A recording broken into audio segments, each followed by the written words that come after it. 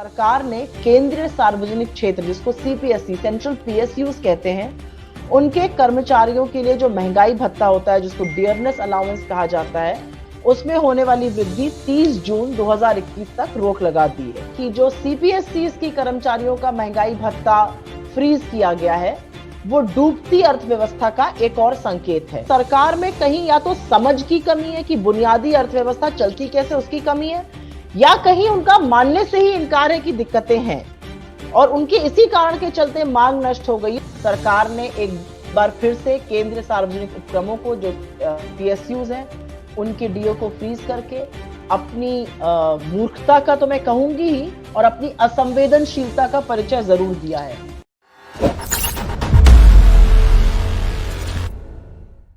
जब वेतन काटने की या फिजूल खर्ची काटने की बात आती है तो सरकार अपनी फिजूल खर्ची नहीं काटती है। ये प्रहार भी सरकारी कर्मचारियों पर, पेंशन कर्मियों पर और सबसे ज्यादा सेना के लोगों पर भी होता है क्योंकि वो भी सेंट्रल गवर्नमेंट एम्प्लॉयज के अंतर्गत आते हैं। कोरोना महामारी के दौरान और उससे पहले भी अपने आर्थिक कुप्रबंधन के चलते अर्थव्यवस्था को सरकार ने पूरी तरह से ठप किया है और आर्थिक विनाश पर एक और प्रहार अब होने वाला है। और अभी पिछले कल एक नोटिफिकेशन आया 19 नवंबर को और सरकार ने केंद्रीय सार्वजनिक क्षेत्र जिसको सीपीएसई सेंट्रल पीएसयूज कहते हैं, उनके कर्मचारियों के लिए जो महंगाई भत्ता होता है जिसको डियरनेस अलाउंस कहा जाता है, उसमें होने वाली वृद्धि 30 जून 2021 तक रोक लगा दी है। और आपको ये याद होगा कि ऐसी ही रोक सेंट्रल गवर्नमेंट एम्प्लॉयज पर, जिसमें कि पेंशन करता और सेना के लोग भी शामिल हैं, ये पहले ही अप्रैल में करी जा चुकी थी।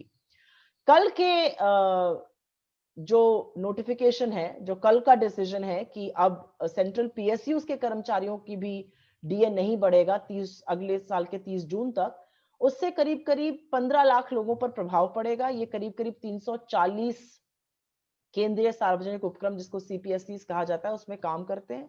पहले अप्रैल के डिसीजन ने करीब करीब 113 लाख लोगों को प्रभावित किया था और ये भी रेट्रोस्पेक्टिवली किया जा रहा है 1 अक्टूबर से ये नहीं बढ़ेगा। तो कहीं पर एक चीज सबसे पहले जरूर किसको कहते हैं पर्सपेक्टिव में रखनी जरूरी है। डीए तो फ्रीज हुआ ही है, उसके अलावा जो इन्फ्लेशन की दर है, जो प्राइस राइज की दर है, वो करीब करीब 7.6% है और अगर इसमें फूड इन्फ्लेशन देखा जाए तो वो 11.5% से भी ज्यादा है। तो अगर इन्फ्लेशन की दर को देखिए और डीए को फ्रीज करने की देखिए तो कहीं पर पीएसयू कर्मचारियों के लिए, सरकारी कर्मचारियों के लिए, पेंशनधारियों के लिए और सेना के वेतन में कहीं ना कहीं इससे कटौती हुई है। मेरा अपना मानना है और ऐसे बहुत विशेषज्ञों का मानना है कि जो सीपीएसई की कर्मचारियों का महंगाई भत्ता फ्रीज किया गया है वो डूबती अर्थव्यवस्था का एक और संकेत है, क्योंकि यह स्पष्ट है कि ये सीपीएसई कोई लॉसेस में नहीं चल रहे थे, ये सीपीएसई तो अच्छे खासे चल रहे थे। इसका मतलब सीधा ये है कि ये भी पैसा नहीं कमा रहे हैं और इसीलिए इनके कर्मचारियों का महंगाई भत्ता नहीं बढ़ाया जा रहा है। ये साफ है कि अर्थव्यवस्था नियंत्रण से बाहर हो चुकी है और समाज का हर वर्ग परेशान है, क्योंकि जो गवर्नमेंट एम्प्लॉयज होते हैं उनकी तो सुनिश्चित आय होती है। तो अभी तक तो असंगठित क्षेत्र पर ही प्रहार हो रहा था। अब आप ये सोचिए कि सरकार के कुप्रबंधन का खामियाजा जो सुनिश्चित आय वाले लोग हैं, जो जिनको रेगुलर इनकम, अश्योर्ड इनकम मिलती है, गवर्नमेंट एम्प्लॉयज, उनको भी झेलना पड़ेगा। और ये सोचकर भी परेशानी होती है कि अनौपचारिक क्षेत्र का क्या हाल होगा जहां पे 90% से ज्यादा लोग काम करते हैं। वहां पर जो विनाश है, वहां पर जो रोजगार खत्म हो रहा है वो अकल्पनीय है। सबसे बड़ी बात यह है कि इसमें कहीं पर सरकार ने एक बहुत मूर्खता तो नहीं कहूंगी, लेकिन ये सरकार की फिर से एक विफलता है कि ये स्टेप लेते वक्त सरकार ने नहीं सोचा कि इसकी अर्थव्यवस्था पर क्या प्रभाव पड़ेगा। एक इंग्लिश में कहावत होती है, पेनी वाइज पाउंड फूलिश। तो आपने डीए तो फ्रीज कर दिया, लेकिन आपने ये नहीं सोचा कि यही लोग जो मिडिल क्लास के लोग हैं, जो इनको पेंशन मिलती है, जो सेना में काम करते हैं, जो सरकारी कर्मचारी हैं, जो पीएसयूज में काम करते हैं, यही लोग खर्चा भी कर सकते हैं। तो कहीं पर आपने सीधे सीधे उपभोग और मांग पर एक और प्रहार किया है। और ये अभी भी समझ में नहीं आ रहा है कि ये सब करने से पहले सरकार ने 20,000 करोड़ का सेंट्रल विस्ता, सरकार ने बुलेट ट्रेन, सरकार ने अपना जो डिस्क्रिशनरी एक्सपेंडिचर होता है उसका 30% क्यों नहीं काटा, और हम बार बार ये बात सरकार के सामने उठाते हैं। ऐसा प्रतीत होता है, और मैं ये पूरे सम्मान के साथ कहती हूं कि सरकार में कहीं या तो समझ की कमी है कि बुनियादी अर्थव्यवस्था चलती कैसे उसकी कमी है, या कहीं उनका मानने से ही इनकार है कि दिक्कतें हैं, और उनके इसी कारण के चलते मांग नष्ट हो गई। और अर्थव्यवस्था को सुचारू रूप से चलाने का, उसको पुनर्जीवित करने का सबसे पहला कदम होगा खपत को बढ़ावा देना, जिसको कि कंजम्पशन कहते हैं, जिसको कि उपभोग कहते हैं। जब तक वो नहीं बढ़ेगा, आपकी अर्थव्यवस्था सुचारू नहीं हो सकती है। और सरकार का कुछ ऐसा दंभ है, कुछ ऐसी मान्यता है कि आप जब उनके सामने आर्थिक मंदी का मुद्दा उठाइए, जब उनका ध्यान इस तरफ आकर्षित करिए, तो उनका तर्क होता है नहीं जी, सब कुछ ठीक ठाक चल रहा है, अर्थव्यवस्था बिल्कुल सुचारू रूप से चल रही है, सुधर गई है, जीएसटी का रेवेन्यू बहुत अच्छा है, ग्रीन शूट्स जिसको कहते हैं वो दिख रहे हैं। लेकिन बार बार नित नए प्रमाण आते हैं, और इसीलिए झूठ को छुपाया नहीं जा सकता है, झूठ ही निकल आता है और सच को छुपाया नहीं जा सकता। और इसीलिए ये पूरी तरह से साफ है कि जब आप सरकारी कर्मचारियों का महंगाई भत्ता काटते हैं और उस पर रोक लगाते हैं, तो कहीं पर दिक्कतें बहुत ज्यादा हैं। हम ये भी समझते हैं, और ये मैं पूरी जिसको कहते हैं सम्मान के साथ कहती हूँ, हम ये जानते हैं और समझते हैं कि एक राज्य स्तर पर अर्थव्यवस्था को सुचारू रूप से चलाना अलग होता है, और केंद्र सरकार के लिए ये निर्णय अलग होता है। तो शायद मोदी जी का गुजरात का एक्सपीरियंस रहा हो, क्योंकि राज्य स्तर पे आप सिर्फ जिसको कहते हैं कि जो प्रबंधन होता है वो सिर्फ वित्तीय प्रबंधन होता है, उसमें आप सिर्फ जिसको कहते हैं रेवेन्यू और एक्सपेंडिचर का प्रबंधन करते हैं, राजस्व का करते हैं। जब आप सेंट्रल गवर्नमेंट का करते हैं तो आप मैक्रो इकोनॉमिक मैनेजमेंट देखते हैं, आप एक व्यापक आर्थिक प्रबंधन देखते हैं। लेकिन ऐसा भी है कि 6.5 साल से सरकार में है, और अनभिज्ञ तो नहीं होंगे इतने साल बाद, और अब अनुभव की कमी के पीछे भी नहीं छिप सकते हैं। तो कहीं पर जो भारतीय व्यवस्था, अर्थव्यवस्था में गड़बड़ी है, और जो मूलतः विभिन्न क्षेत्रों को समाप्त कर दिया गया है, वो इस सरकार की या तो दम्भ है, या अनभिज्ञता है, या जानबूझकर करने वाली गलतियों का नतीजा है। और बुनियादी तौर पर इनकी जो समझ है अर्थव्यवस्था की, उस पर जरूर एक सवालिया निशान लगाता है।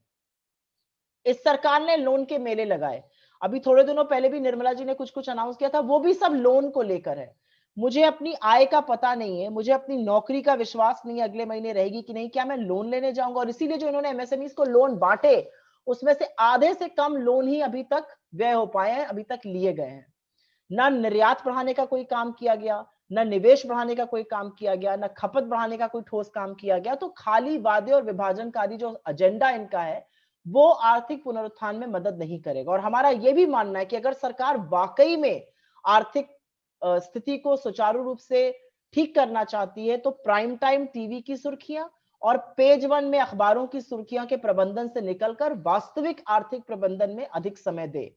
हमें यह भी डर है, और ये पहले हुआ भी है, अप्रैल में जब सरकार ने सेंट्रल गवर्नमेंट एम्प्लॉयज की डीए को फ्रीज किया था रिट्रोस्पेक्टिवली, उसको देखते देखते बहुत सारे प्राइवेट क्षेत्र ने, बहुत सारी सरकारों ने, राज्य सरकारों ने, जिसमें से यूपी नंबर 1 पर थी, इन लोगों ने फटाक से जाके वहां पे डीए फ्रीज किया था। हमें यह भी डर है कि इस बार भी निजी क्षेत्र को एक और कारण मिल गया है कि वो वेतन वृद्धि नहीं करेंगे, वो अप्रेजल्स नहीं करेंगे, और राज्य सरकारें इसमें से अपने जो कर्मचारियों की बढ़त को रोका गया था, अब राज्य के सार्वजनिक उपक्रमों पर भी ऐसी पाबंदियां लागू होंगी।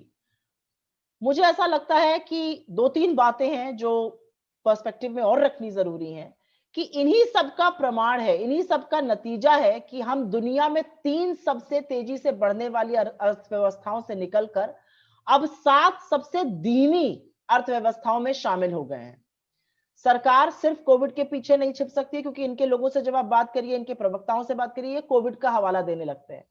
हमारे यहाँ तो जो सड़ांध थी वो कोविड के पहले ही आ चुकी थी। 8 लगातार तिमाही, मतलब 24 महीने, मतलब 2 साल से लगातार हमारी जीडीपी की जो ग्रोथ की दर थी वो घटती जा रही थी। लेकिन अब जो दिक्कत है वो ये दिक्कत नहीं है कि कैसे फिस्कल ईयर 17 से फिस्कल ईयर 20 तक जीडीपी की दर जो जीडीपी ग्रोथ रेट था वो आधा हो गया है। अब दिक्कत यह है कि पूरे जीडीपी की वॉल्यूम में संकुचन हो रहा है, और उसके चलते बहुत परेशानियों का सामना हमें करना पड़ेगा, जिसमें से रोजगार और बेरोजगारी नंबर 1 रहेगा। बजाय लोगों की आय को समर्थन करें, सरकार ने एक बार फिर से केंद्रीय सार्वजनिक उपक्रमों को, जो पीएसयूज हैं, उनके डीओ को फ्रीज करके अपनी मूर्खता का तो मैं कहूंगी ही, और अपनी असंवेदनशीलता का परिचय जरूर दिया है, और कहीं पर अपनी आर्थिक नासमझी को भी जगजाहिर किया है। और ऐसा क्यों किया जा रहा है, इसका जवाब सिर्फ प्रधानमंत्री जी दे सकते हैं। और जहां पर वित्त मंत्री के काम करने का तरीका है, मैं तो बार बार कहती आई हूं कि जब तक सरकार ये मूल बात नहीं समझेगी कि हमारे जीडीपी का 60% हिस्सा उपभोग है, और जब तक उपभोग नहीं बढ़ेगा, जबानी जमा खर्च करके, लोन मेले लगाकर आप इकोनॉमी को नहीं सुधार सकते हैं। तब तक हम ऐसे आंकड़े, ऐसे डिसीजंस देखते रहेंगे, क्योंकि आप कहीं पर मास्क टेप यहां पे लगाइएगा तो कहीं और दिक्कतें खुल जाएंगी, तो आप जाके वहां पे लगाइएगा। और अब जो डिसीजन सरकार ने लिया है वो कहीं पर अनभिज्ञता दिखाता है और कहीं पर असंवेदनशीलता दिखलाता है कि जो लोगों की भाई एक ही तो वर्ग होता है जिसकी सुनिश्चित आय होती है। आपकी आय आएगी अगर आप सरकारी उपक्रम में काम कर रहे हैं, उस पर भी हर्ट करके आप उपभोग पर एक और गहरा प्रहार करने जा रहे हैं। और मुझे ऐसा लगता है कि ये आने वाले समय में हितकारी तो नहीं होगा, एक विशियस साइकिल स्टेट्स के माध्यम से, प्राइवेट सेक्टर इससे क्यों लेगा, उसके माध्यम से जरूर चलाएगा। एक बहुत बड़ी आर्थिक संकट हमारे देश में है, और सबसे ज्यादा दिक्कत की बात यह है कि सरकार डिनायल में है। आर्थिक स्थिति जो है, हमारी अर्थव्यवस्था डूबती जा रही है, और जिसको इंग्लिश में कहते हैं things are spinning out of control, and there is every telltale sign that tells you that things are spinning out of control. The government has no control whatsoever on consumption, on raising demand, on boosting investment. तो सरकार क्या कर रही है? सरकार loan मेले लगा रही है। लेकिन आप और मैं कॉमन सिटीजन है, और हम जानते हैं कि अगर हमारी आय का ही सुनिश्चितता नहीं है तो हम लोन लेने क्यों जाएंगे। और अगर स्थिति जैसे कि सरकार के लोग बताना चाहते हैं कि सब कुछ ठीक ठाक है, Indian economy is in the pink of health, तो आप जिन लोगों की सुनिश्चित आय है उस पर प्रहार क्यों कर रहे हैं? उस पर प्रहार आप इसीलिए कर रहे हैं क्योंकि एक आर्थिक संकट गहरा रहा है, और अगर आर्थिक संकट गहरा रहा है तो आपको पुरजोर तरीके से उसका मुकाबला करने की जरूरत है। और हम बार बार कहेंगे कि जब तक आप एक आय, जब तक आप एक इनकम सपोर्ट, जब तक आप लोगों के हाथ में पैसा नहीं डालिएगा, बात बनने वाली नहीं है। आज नहीं तो कल अंततोगत्वा आपको ये करना ही पड़ेगा। और अगर आप नहीं करिएगा तो जैसे बहुत सारी संस्थाओं ने कहा है, काफी सारे लोग, अबाउट 5 करोड़ लोग हमारे देश में गरीबी की सीमा रेखा के वापस नीचे चले जाएंगे। तो समय रहते सरकार को चेतना जरूरी है। अगर आपको हमारे वीडियोस पसंद आए तो प्लीज लाइक करें, सब्सक्राइब करें और शेयर करें।